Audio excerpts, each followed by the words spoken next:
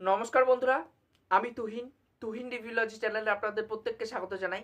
এখন কথা বলবো শাকিব খানের আপকামিং সিনেমা বরবাদ, যেটা পরিচালনা করেছে মেহেদী হাসান হৃদয়। তা এই সিনেমা নিয়ে আমার কিছু বক্তব্য আছে, তা সেগুলোই নিয়ে আপনাদের সাথে আলোচনা করব। এবং তার সাথে সাথে আরেকটা একটা কথা বলতে চাই, যে আমি এখানটায় কিন্তু শাকিব খানকে নিয়ে কিছু বলছি না, শাকিব খানের সিনেমাকে নিয়ে কথা বলছি।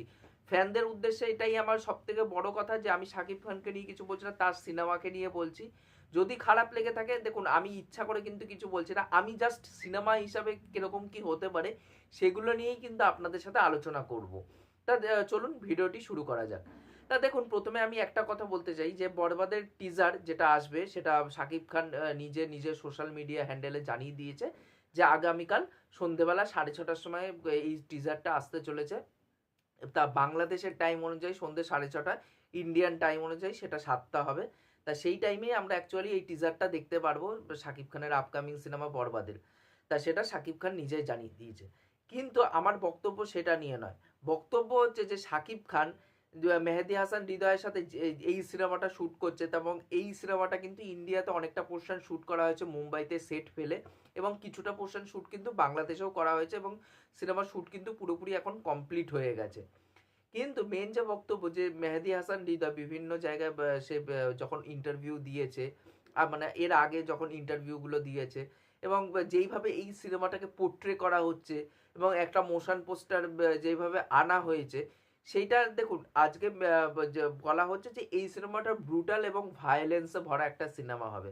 সেটা মেহেদী হাসান হৃদয়ও বলেছে, এবং যেটা পোস্টার এসে মানে মোশন পোস্টারটা যেভাবে এই সিনেমাটাকে প্রজেক্ট করা হচ্ছে, সেইভাবেই কিন্তু বোঝা যাচ্ছে যে এটা একটা ভায়োলেন্সে ভরা, ব্রুটালে ভরা এই সিনেমা হতে চলেছে। এবং শাকিব খানকে এরকম অবতারে আমরা দেখতেই পাইনি, একটা সাইকোটিক নেচারও কিন্তু এই শাকিব খানের মধ্যে থাকবে।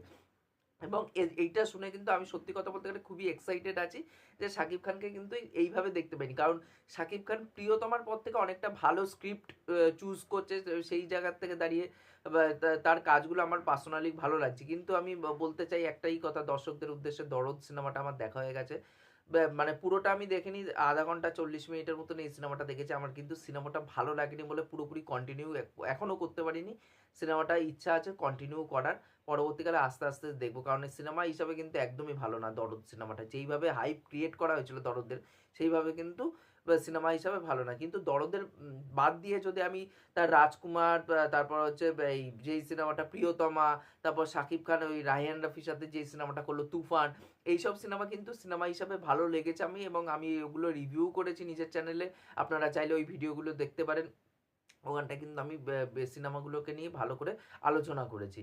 তাই এবার সেই জায়গা থেকে দাঁড়িয়ে কিন্তু শাকিব খানকে এই যে প্রিয়তমার পর থেকে এরকম একটা অবতারে দেখতে পাচ্ছি, একটা 2.0 ভার্সান দেখতে পাচ্ছি, এবং শাকিব খানকে এরকম যে শাকিব খান যে এত ভালো একটা, সেটা এর আগে কিন্তু আমরা প্রিয়তমা না আসলে বুঝতে পারতাম না যে তার মধ্যে একটা অ্যাক্টিং পোটেনশিয়াল আছে। বাট বাংলাদেশের নির্মাতারা যারা আছে, পরিচালকরা যারা আছে, সেইটা পুরো 100% নিয়ে আসতে পারছে না শাকিব খানের কাছ থেকে। সেটা কিন্তু আমরা প্রিয়তমা, তুফান বা রাজকুমার এইসব সিনেমার ক্ষেত্রে কিন্তু দেখেছি। বা দরদ যেইটুকুনি আমি দেখেছি, দরদের মধ্যে কিন্তু শাকিব খানের কিছুটা হলেও পারফরমেন্স ভালো লেগেছে।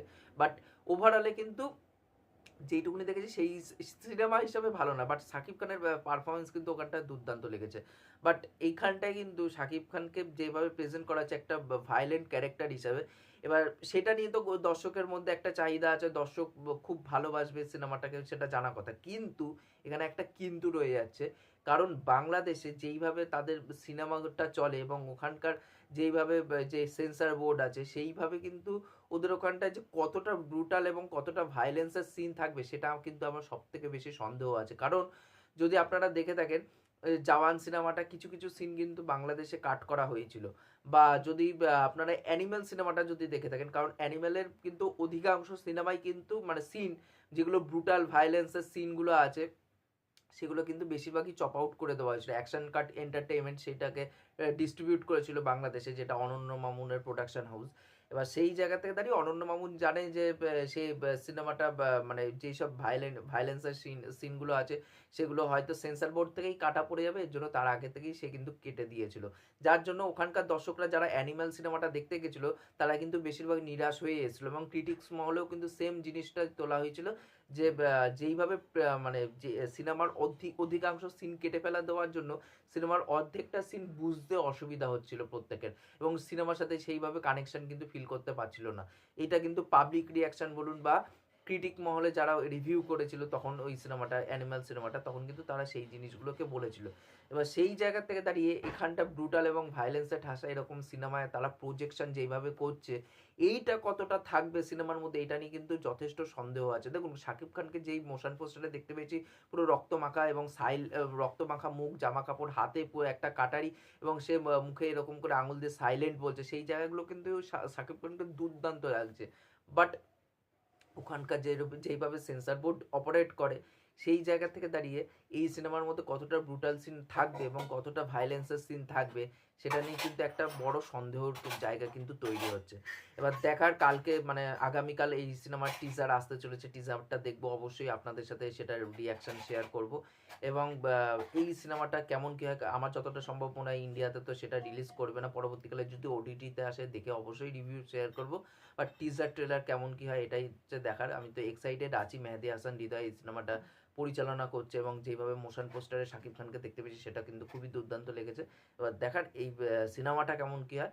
তাই এই ছিল আমার ওভারঅল বক্তব্য এই বিষয়ে। আপনারা যারা আছেন, যারা সাকিবিয়ানরা আছে, তাদের কি বক্তব্য আছে এই গোটা বিষয়টা নিয়ে সেটা কিন্তু অবশ্যই নিচে কমেন্ট করে জানাতে পারেন। আমি আবারও বলছি যে এখানটায় শাকিব খানকে আমি কিছু বলিনি, শাকিব খানের সিনেমাকে নিয়ে আমি বললাম, ওখানকার সেন্সর বোর্ড নিয়ে আমি কথাটা বলেছি, বাট শাকিব খানকে নিয়ে কিন্তু কিছু বলিনি। এটাই আপনাদের কাছে রিকোয়েস্ট রইল যে আগে পুরো ভিডিওটা দেখুন, তারপর আপনারা জাজ করুন, এবং আপনাদের মূল্যবান বক্তব্য যেটা আছে সেটা অবশ্যই নিচে কমেন্ট করে জানাতে পারেন। আর এই ভিডিওটি ভালো লাগলে অবশ্যই লাইক, শেয়ার, সাবস্ক্রাইব করে পাশে থাকবেন, তাহলে মোটিভেশন পাবো নতুন নতুন ভিডিও বানানোর জন্য। এখনকার মতন টাটা, বাই।